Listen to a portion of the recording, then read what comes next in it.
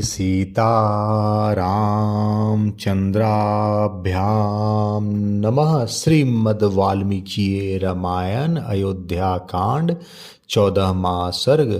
कैकेयी का राजा को सत्य पर दृढ़ रहने के लिए प्रेरणा देकर अपने वरों की पूर्ति के लिए दुराग्रह दिखाना।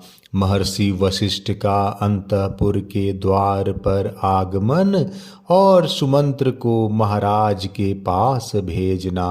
राजा की आज्ञा से सुमंत्र का श्री राम को बुलाने के लिए जाना। इक्ष्वाकु नंदन राजा दशरथ पुत्र शोक से पीड़ित हो पृथ्वी पर अचेत पड़े थे और वेदना से छटपटा रहे थे। उन्हें इस अवस्था में देखकर पापिनी कैकेयी इस प्रकार बोली, महाराज, आपने मुझे 2 वर देने की प्रतिज्ञा की थी और जब मैंने उन्हें मांगा तब आप इस प्रकार सन्न होकर पृथ्वी पर गिर पड़े, मानो कोई पाप करके पछता रहा हो। यह क्या बात है? आपको सत्पुरुषों की मर्यादा में स्थिर रहना चाहिए। धर्मज्ञ पुरुष सत्य को ही सबसे श्रेष्ठ धर्म बतलाते हैं। उस सत्य का सहारा लेकर मैंने आपको धर्म का पालन करने के लिए प्रेरित किया है। पृथ्वीपति राजा सव्य ने बाज पक्षी को अपना शरीर देने की प्रतिज्ञा करके उसे दे ही दिया और देकर उत्तम गति प्राप्त कर ली। इस प्रकार तेजस्वी राजा अरलक ने वेदों के पारंगत विद्वान ब्राह्मण को उसकी याचना करने पर मन में खेद न लाते हुए अपने दोनों आंखें निकाल कर दे दी थी। सत्य को प्राप्त हुआ समुद्र सत्य का ही अनुसरण करने के कारण पर्व आदि के समय भी अपनी छोटी सी सीमा तट भूमि का भी उल्लंघन नहीं करता। सत्य ही प्रणव रूप शब्द ब्रह्म है। सत्य में ही धर्म प्रतिष्ठित है। सत्य ही अविनाशी वेद है और सत्य से ही पर ब्रह्म की प्राप्ति होती है। इसलिए यदि आपकी बुद्धि धर्म में स्थित है तो सत्य का अनुसरण कीजिए। साधु शिरोमणे, मेरा मांगा हुआ वह वर सफल होना चाहिए, क्योंकि आप स्वयं ही उस वर के दाता हैं। धर्म के ही अभिष्ट फल की सिद्धि के लिए तथा मेरी प्रेरणा से भी आप अपने पुत्र श्री राम को घर से निकाल दीजिए। मैं अपने इस कथन को 3 बार दोहराती हूँ और यदि मुझसे ही की गई हुई इस प्रतिज्ञा का आप पालन नहीं करेंगे तो मैं आपसे प्रत्यक्ष उपेक्षित होकर आपके सामने ही अपने प्राणों का परित्याग कर दूंगी। इस प्रकार कैकेयी ने जब निशंग होकर राजा को प्रेरित किया तब वे उस सत्य रूपी बंधन को वैसे ही नहीं खोल सके, उन बंधन से अपने को उसी तरह नहीं मुक्त कर सके जैसे राजा बलि इंद्र प्रेरित वामन के पाश से अपने को मुक्त करने में असमर्थ हो गए थे। 2 पहियों के बीच में फंसकर वहां से निकलने की चेष्टा करने वाले गाड़ी के बैल के भांति उनका हृदय उद्भ्रांत हो उठा था और उनके मुख की कांति भी फीकी पड़ गई थी। अपने विकल नेत्रों से कुछ भी देखने में असमर्थ से होकर भूपाल दशरथ ने बड़ी कठिनाई से इसे धैर्य धारण करके अपने हृदय को संभाला और कैकेयी से इस प्रकार कहा, पापिनी, मैंने अग्नि के समीप साडंगते गृह्णानामि सौभाग्यत्वाय हस्तम इत्यादि वैदिक मंत्र का पाठ करके तेरे जिस हाथ को पकड़ा था उसे आज छोड़ रहा हूँ। साथ ही तेरे और अपने द्वारा उत्पन्न हुए तेरे पुत्र का भी त्याग करता हूँ। देवी, रात बीत गई। सूर्योदय होते ही सब लोग निश्चय ही श्री राम का राज्याभिषेक करने के लिए मुझे शीघ्रता करने को कहेंगे। उस समय जो सामान श्री राम के अभिषेक के लिए जुटाए गया है, उसके द्वारा मेरे मरने के बाद श्री राम के हाथ से मुझे जलांजलि दिलवा देना, परंतु अपने पुत्र सहित तू मेरे लिए जलांजलि न देना। पापचारिणी, यदि तू श्री राम के अभिषेक में विघ्न डालेगी तो तुझे मेरे लिए जलांजलि देने का कोई अधिकार न होगा। मैं पहले श्री राम के राज्याभिषेक के समाचार से जो जन समुदाय का हर्षोल्लास से परिपूर्ण उन्नत मुख देख चुका हूँ, वैसा देखने के पश्चात आज पुनः उसी जनता के हर्ष और आनंद से सुन नीचे लटके हुए मुख को मैं नहीं देख सकूँगा। महात्मा राजा दशरथ के कैकेयी से इस तरह की बातें करते करते ही चंद्रमा और नक्षत्र मालाओं से अलंकृत वह पुण्यमयी रजनी बीत गई और प्रभात काल आ गया। तदंतर बातचीत के मर्म को समझने वाली पापचारिणी कैकेयी रोष से मूर्छित सी होकर राजा से पुनः कठोर वाणी में बोली, राजन, आप विष और शूल आदि रोगों के समान कष्ट देने वाले ऐसे वचन क्यों बोल रहे हैं? इन बातों से कुछ होने जाने वाला नहीं है। आप बिना किसी क्लेश के अपने पुत्र श्री राम को यहाँ बुलवाइए। मेरे पुत्र को राज्य पर प्रतिष्ठित कीजिए और श्री राम को वन में भेजकर मुझे निष्कंटक बनाइए, तभी आप कृतकृत्य हो सकेंगे।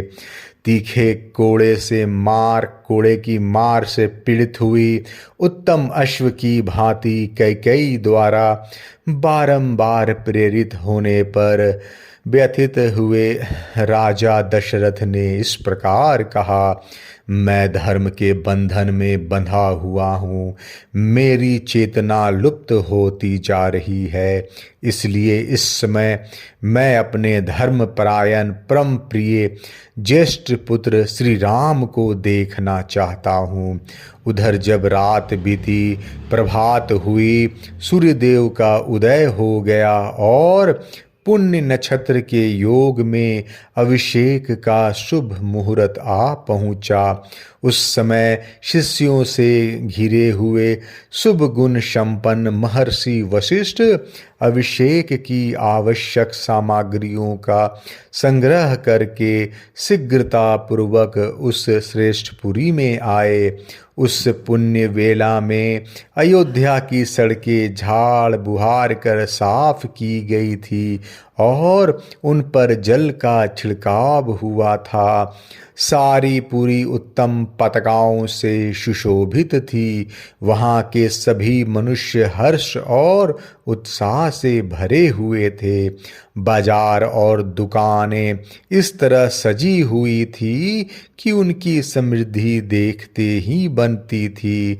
सब और महान उत्सव हो रहा था। सारी नगरी श्री रामचंद्र जी के अभिषेक के लिए उत्सुक थी। चारों ओर चंदन, अगर और धूप की सुगंध व्याप्त हो रही थी। इंद्र नगरी अमरावती के समान शोभा पाने वाली उस पुरी को पार करके श्री राम वशिष्ठ जी ने राजा दशरथ के अंतःपुर का दर्शन किया, जहाँ सहस्त्रों ध्वजाएं फहरा रही थी। नगर और जनपद के लोग वहाँ भरे हुए थे। बहुत से ब्राह्मण उस स्थान की शोभा बढ़ाते थे।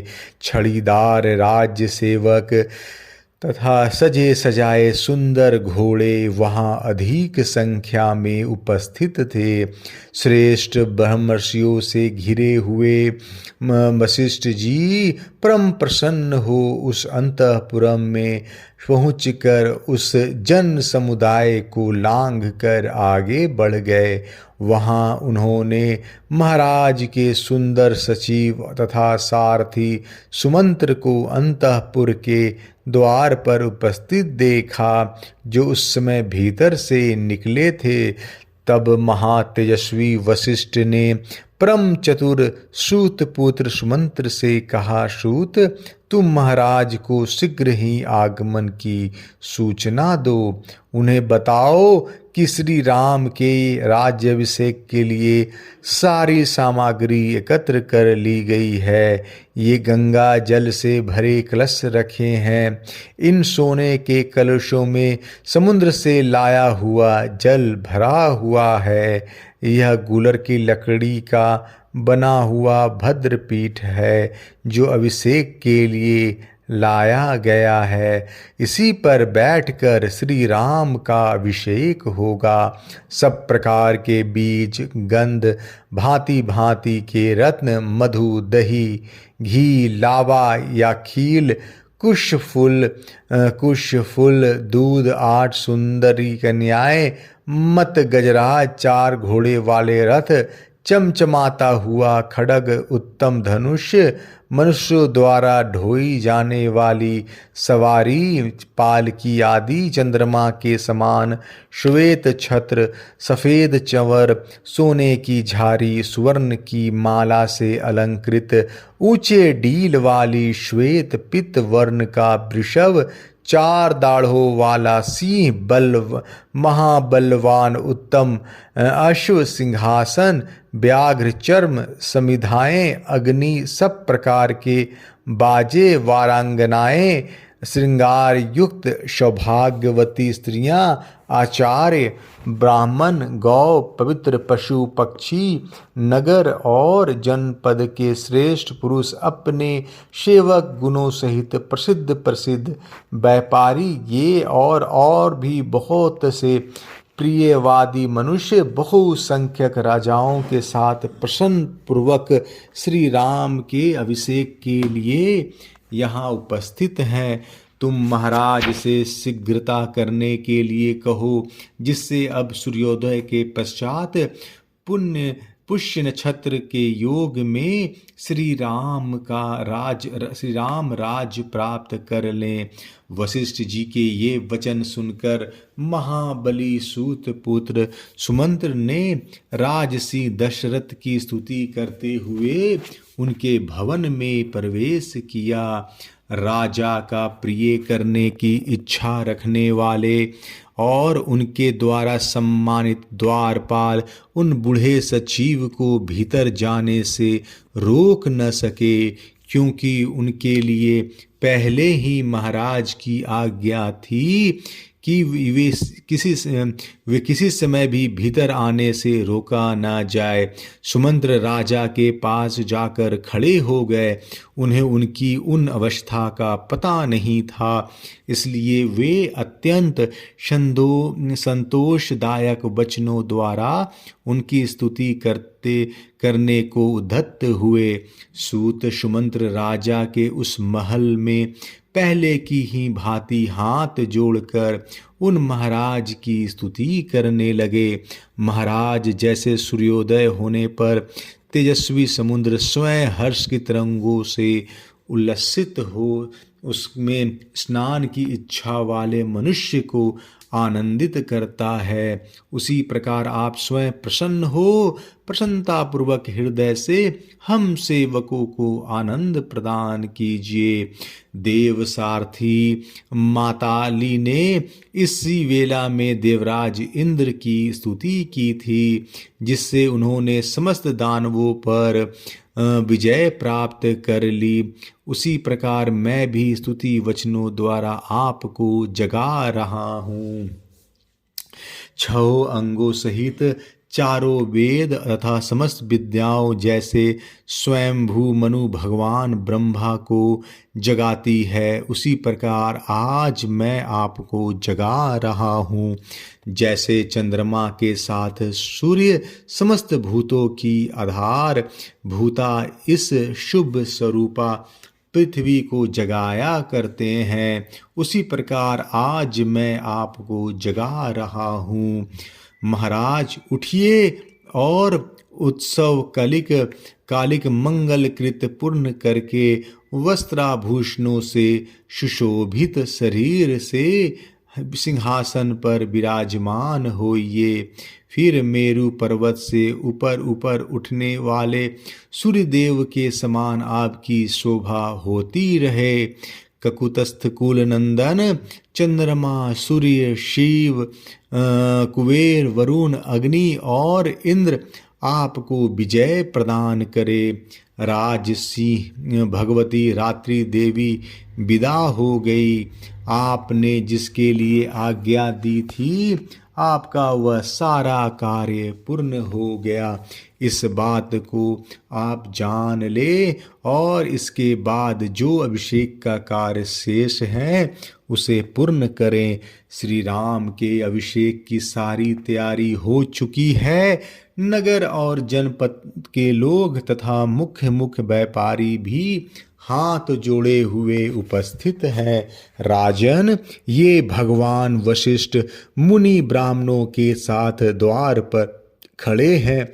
अतः श्री राम के अभिषेक का कार्य आरंभ करने के लिए शीघ्र आज्ञा दीजिए। जैसे चरवाहों के बिना पशु, सेनापति के बिना सेना, चंद्रमा के बिना रात्रि और साढ़ के बिना गौ की शोभा नहीं होती, ऐसे ही दशा उस राष्ट्र की हो जाती है जहाँ राजा का दर्शन नहीं होता।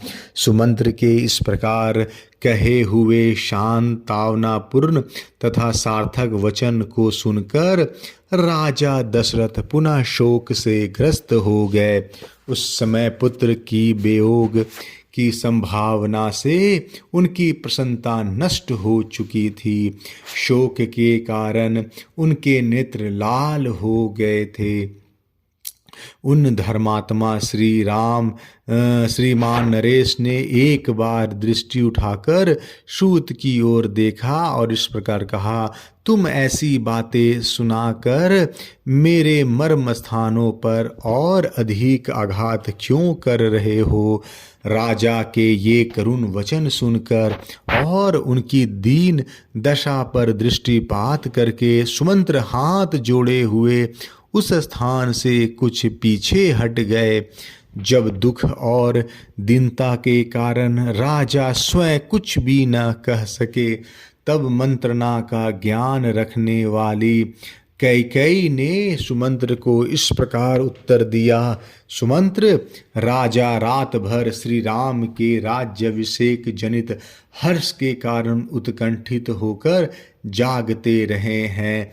अधिक जागरण से थक जाने के कारण इस समय इन्हें नींद आ गई है। अतः सूत, तुम्हारा भला हो, तुम तुरंत जाओ और यशस्वी राजकुमार श्री राम को यहाँ बुला लाओ। इस विषय में तुम्हें कोई अन्यथा विचार नहीं करना चाहिए। तब सुमंत्र ने कहा, भामिनी, मैं महाराज की आज्ञा सुने बिना कैसे जा सकता हूँ? मंत्री की बात सुनकर राजा ने उनसे कहा, सुमंत्र, मैं सुंदर श्री राम को देखना चाहता हूँ, तुम शीघ्र उन्हें यहाँ ले आओ। उस समय श्री राम के दर्शन से ही कल्याण मानते हुए राजा मन ही मन आनंद को अनुभव करने लगे। इधर सुमंत्र राजा की आज्ञा से तुरंत प्रसन्नता पूर्वक वहां से चल दिए। कैकेयी ने जो तुरंत श्री राम को बुला लाने की आज्ञा दी थी, उसे याद करके वे सोचने लगे, पता नहीं यह उन्हें बुलाने के लिए इतनी जल्दी क्यों मचा रही है। जान पड़ता है श्री राम के अभिषेक के लिए ही यह जल्दी कर रही है। इस कार्य में धर्मराज राजा दशरथ को अधिक आयास करना पड़ता है। शायद इसलिए ये बाहर नहीं निकलते।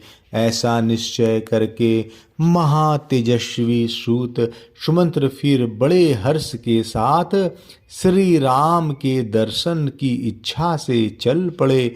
समुद्र के अंतवर्ती जलाशय के समान उस सुंदर अंतःपुर से निकल कर सुमंत्र ने द्वार के सामने मनुष्यों की भारी भीड़ एकत्र हुई देखी। राजा के अंतपुर से सहसा निकाल कर सुमंत्र ने द्वार पर एकत्र हुए लोगों की और दृष्टिपात किया।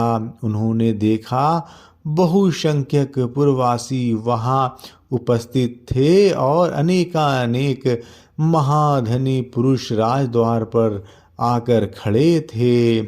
अयोध्या कांड 14वां सर्ग समाप्त। जय श्री राम।